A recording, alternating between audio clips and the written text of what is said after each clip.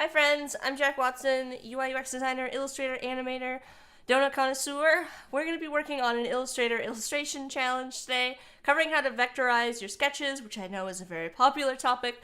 As usual, there are links in the description below this video, including a link to download your files to create along with us, so make sure you grab those. And once you've got them, you're going to open them up in Illustrator. In your starter file, I've got some notes off to the side, as I always include for you.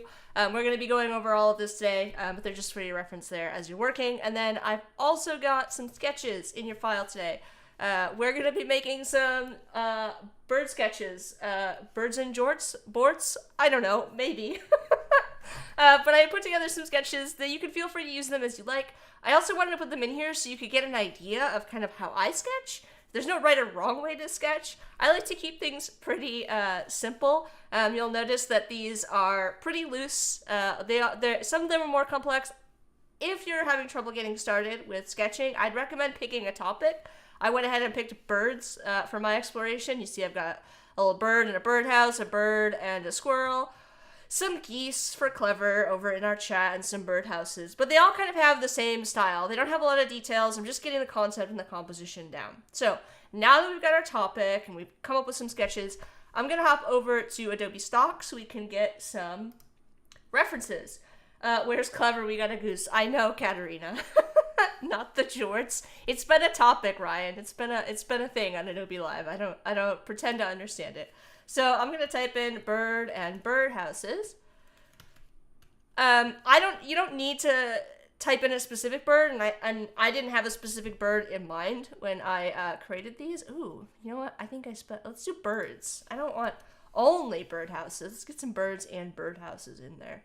So we're gonna scroll on through here, and we're gonna take a look at all of the different images that come up on Adobe Stock. There's a lot of birdhouses. Let's do birds. Birdhouses? Let's just do birds. And we're going to go to all asset types. And I'm just taking a look here at and getting some inspiration, trying to figure out what kind of colors I want, what kind of style I want. You know, the birdhouses were nice because I could figure out like what the architecture of a birdhouse would look like. And then once I find something that I kind of like here, I'm going to click on it and I can get a bit more information. I can go ahead and I can license this. If you're going to be using libraries for this, you're going to want to make sure that you note the library where you're saving things to. If you want to change that or you want to make a new library, up at the top, if you click on this drop down that says My Libraries, you can open up the library tray, and from here you can change it. I've already got one named Illustrator Challenges. You can see past challenges that we've used stock for. Then I'm just saving it to there. It's also going to download a JPEG or a PNG for you when you're working. And you can just kind of pick some things that you like. I like this like little blackbird here. We'll just license a few of these. I'm liking the little yellow birds. I'm really into finches, like goldfinches. So I think we're going to actually use that. Or we could use, this guy's, look at this guy. Beautiful small bird. That's cute. We could also do like robins. So we've got some references pulled. Like I said, they're not following my sketch exactly. I'm just getting an idea for color and style that I might want to go with.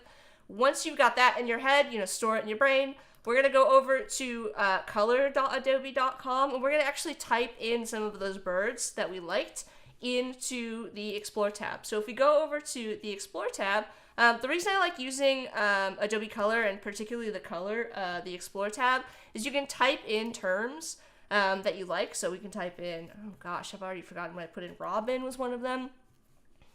And when you type in Robin, you're going to get color palettes that are kind of based off of the birds here. If we type in, what was the other one we typed in? Finch, we'll do finch. We'll get some other kind of, spelled it wrong, goldfinch. The other thing that's nice, where did my cursor go? About this is that it shows you a simplified color palette. So you only get like 4 or 5 colors in your color theme, so that it kind of, instead of having to sit there and be like, oh, what colors do I like from this?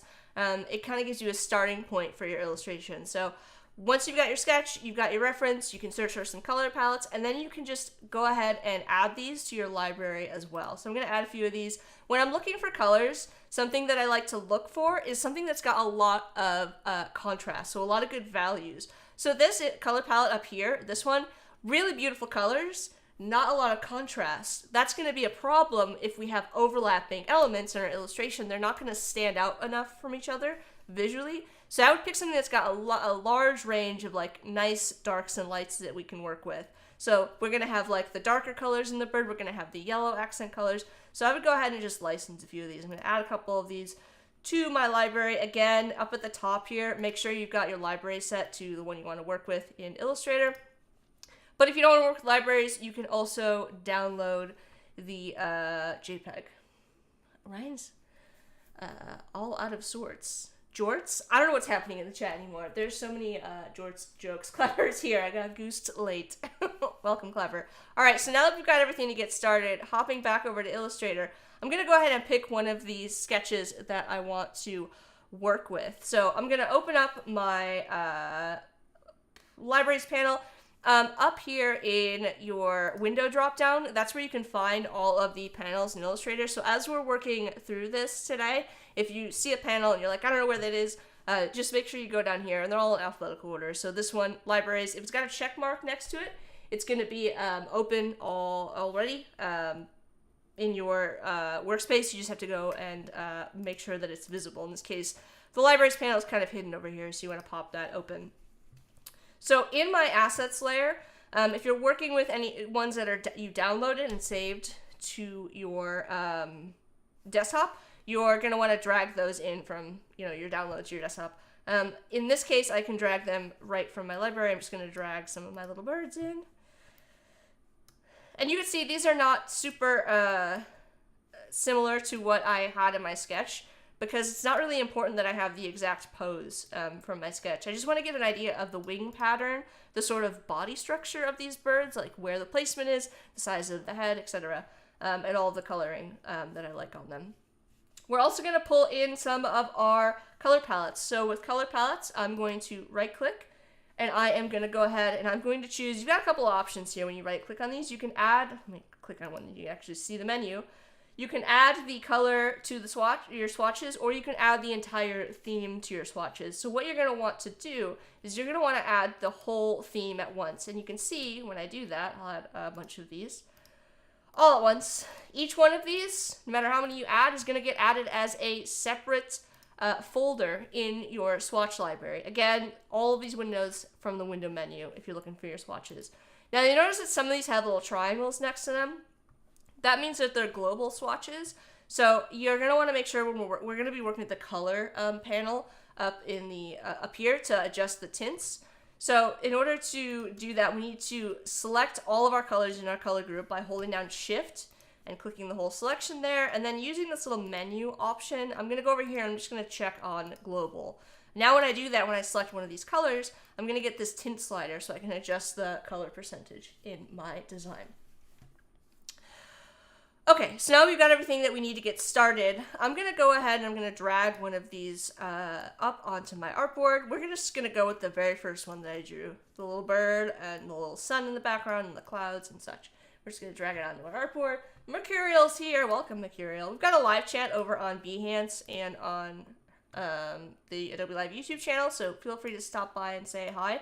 I'm going to go ahead and lock both of these layers now that I've got everything kind of set up, because I don't want to be moving these around when I'm trying to create my illustration. So over here in my layers panel, I'm just going to click on this empty space sort of between the eyeball that shows the visibility of the layer and then the layer name. I'm just going to lock them so that as I'm working, I'm not accidentally kind of moving them all around. And now we're ready to start. So I am going to start, I like to work on my sketch kind of large to small. So we're going to start with the larger elements so we can get a good sense of the composition, and then we're going to start to add in some of the details. So starting with the largest element in my design is going to be this big sun that I put in the background. I do need to make sure that I switch to my art layer, so I'm not working on any of these locked layers. I won't be able to do that anyways, so I'm just going to switch to that your art layer. And I'm going to drag out an ellipse. So from the shapes portion of your toolbar, if you click and hold on whichever shape is visible, the rectangle tool, the polygon tool, you're going to want to switch to the ellipse tool if this is, that makes sense for the sketch that you're working on, if you're working along with me on this one. And if we drag and we hold down Shift, that's going to constrain our shape to a perfect circle. If we don't it's going to create an oval, which maybe that's what you want for your design. But for this one, I want to have kind of a circle in the background. And I'm not going to be too precious, and I think that's important for what we're doing here. I don't need this to match my sketch exactly. I think that that's something that people kind of maybe overemphasize, is matching the sketch that they created exactly. I've created this sketch. It's the reference for my final drawing. I just need to capture the spirit of it, right? So I've got my circle in here. I'm going to use Command C and Command F to copy and paste in front. It'll be Command or Control depending on your operating system. And then I'm going to scale this. Now if I hold down Shift, it's actually just going to scale it opposite the corner that I'm dragging from. And so to scale this from the center, I'm going to hold down Shift as well as Alt or Option, and that's going to allow me to scale my sun kind of from the center. And that's where the tints are going to come in handy. So when you look at the sun, it's kind of got like this beautiful orange glow on the outside, and then it gets lighter kind of towards the center. So with my tint slider, since I'm using global swatches, I can drag this down just a little bit to lighten it. And I'll repeat the process again, creating another copy, dragging it towards the center until I get like a white area at the center. So now I've got our sun, and we're kind of establishing the style of our illustration. I'm going to drag to select all three of my shapes, and I'm going to use Command or Control G to make a group. I've got all the keyboard shortcuts up at the top of my screen if you're having trouble understanding me or seeing what I'm doing. So, but now it's obviously blocking my sketch. So just like I can lock and hide and show layers, I can also expand my layers. And I can hide and show and lock things inside as well. So I'm going to go ahead and I'm going to hide my little sun. And now I can see, my bird sketch, which is the next thing that I want to work on, because the bird's kind of important, right? Clever is staring at the sun. Please don't do that. Oh, Ryan's saying more and more people in me are getting into birding. I mean, they're adorable. I mean, what's not to love about birds? And now we're going to block in our... I somehow know way more species of birds than I ever signed up to know. And they're different depending on where you live, too, right? Everybody knows the mourning dove from our childhood, the sound that they make, if you grew up in the suburbs.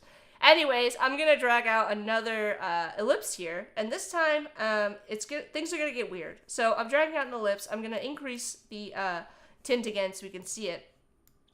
And I'm going to go over to my fill and stroke, and I'm just going to switch this so you can see kind of what I'm doing here.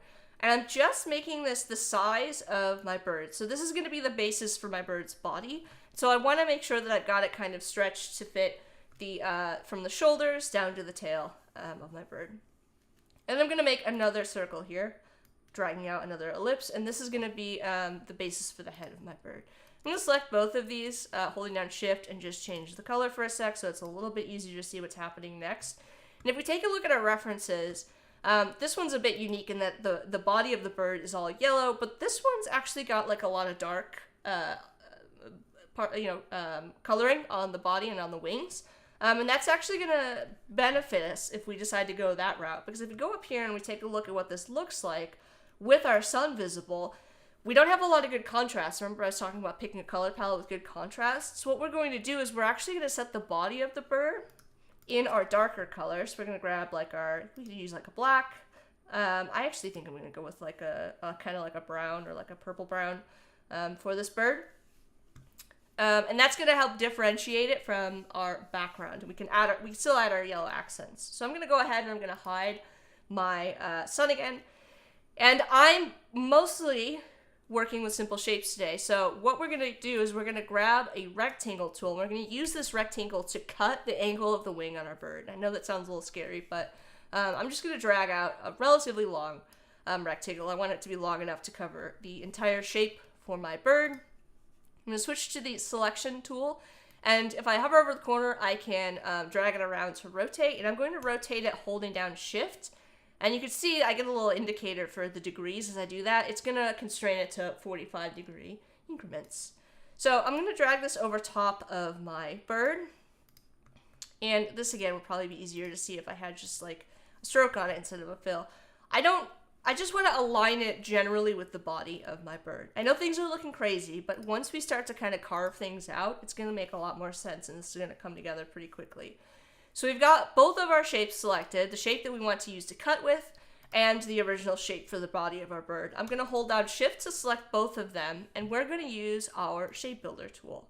Now, if I zoom in here, you're going to notice as I hover over this that I get this weird pattern as I hover over each of these shapes. If I just drag both of them, it's going to combine them together, which is not what I want to do. I don't actually want to combine these shapes, I want to subtract them. So to subtract them, if you look at my cursor right now, by default it's a little plus.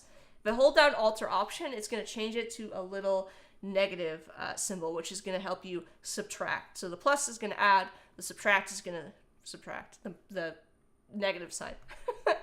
And then once I've got that, if I do the same thing, just clicking and dragging on both of those shapes, it's going to cut that top shape away, and it's going to leave me with the body of the bird here, just like that.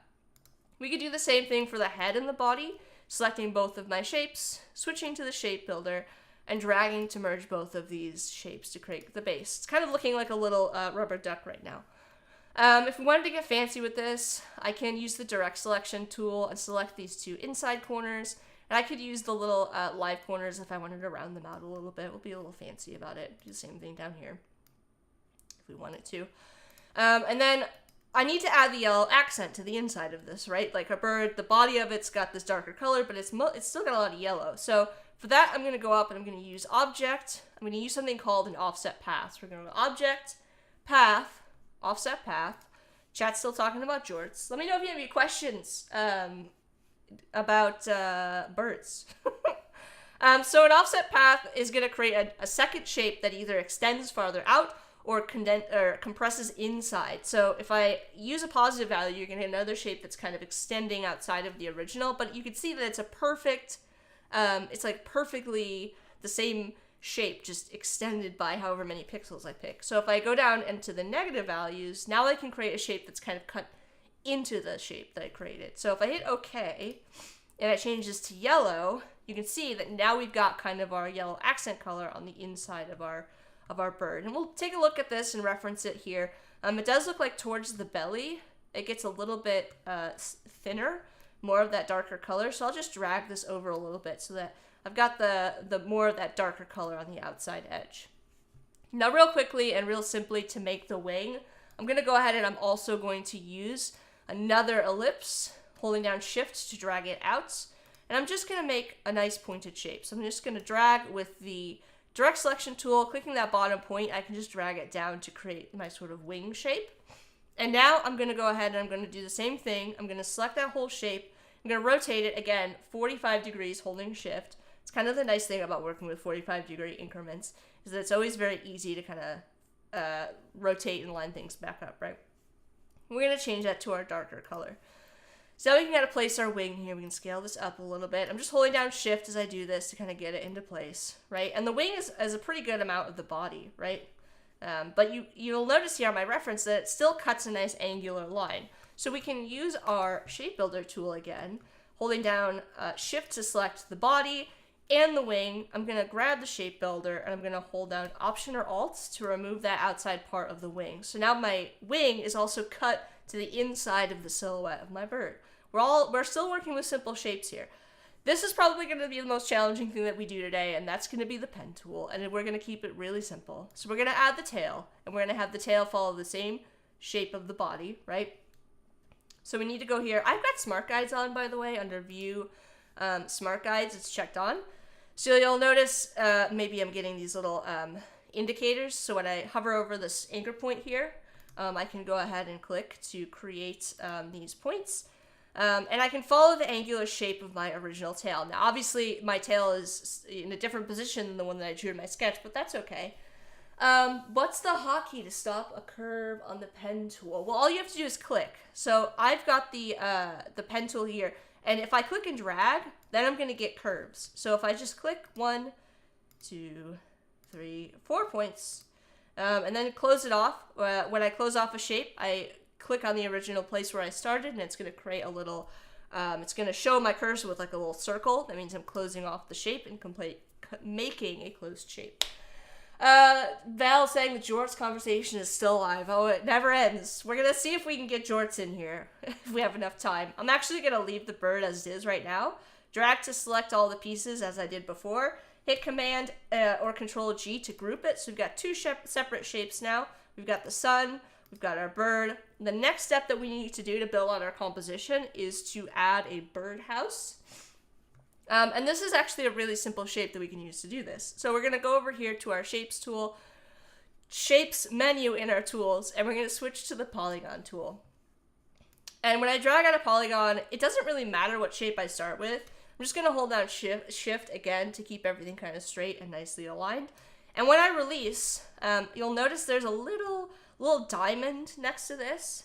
And so if I grab this little diamond, I can actually increase or decrease the number of sides. So we can get this to be kind of our 5-sided shape here for our birdhouse. And I'll just kind of place it in here, and I'll scale it down. Now this is sort of where you have to make a decision, right? There's two options that you can do for this. We can either grab the bottom of our shape with the selection tool and stretch it. I know we're stretching something for the first time on the stream. Or if you don't like that, you can grab, we'll stretch it a little bit, the direct selection tool, click on the 2 bottom points holding shift, and we can just move these points independently. So I can drag these kind of straight down if I wanted to keep the angle of the roof the same. And we're also going to want to change the color of this so that it's differentiated from our sun and our bird. So we'll go ahead and apply a nice green to it. So we've got a green birdhouse here. I'm actually going to use the same tool here to create, or the same thing that we did to create the inset on the bird, to create the roof of the house. So we're going to go to Object, we're going to go to Path, we're going to go to Offset Path. This time, instead of going into the negatives, we're going to increase this to create a shape outside of our birdhouse. We're going to hit OK. And you have 2 options here again as well. I'll change the color of this so it's a little bit easier to see. You can see that right now our shape is perfectly equidistant from our house.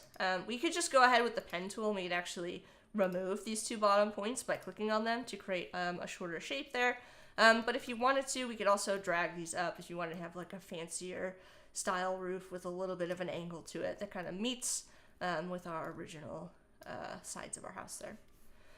All right, we need to have a couple more details we want to make sure that we get into this. We're going to go ahead again with simple shapes. We're going to grab the ellipse tool. We need to add the place where our bird can get into the house, the whole door basically. I'm going to make this a darker color.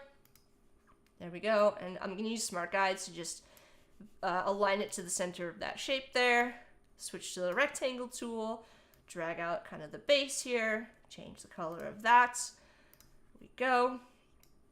Now, if we have time, and I think we do, well, we have 2 options. We can either add jorts to the bird, or I can show you how to add this background here with the kind of chain link fence. So if we unhide this, everything is looking good so far. We've got good contrast between all of our elements. The last thing that I would do would be to add this fence in, and that's actually really quite easy to do. If I take the pen tool, or actually we could use the line tool, I'm just going to drag out a line here. I'm going to let it go extend pretty far. Switch my fill and stroke and apply a dark line to this. So I'm going to pick that like darker green. And then I can just use a blend. So I can use Command or Control C, Command or Control F, copy and paste in front. Select both of these shapes, go to Object, Blend, Make. And then I'm going to go to Object, Blend, and I'm going to go to Blend Options. From here, I need to specify the number of steps.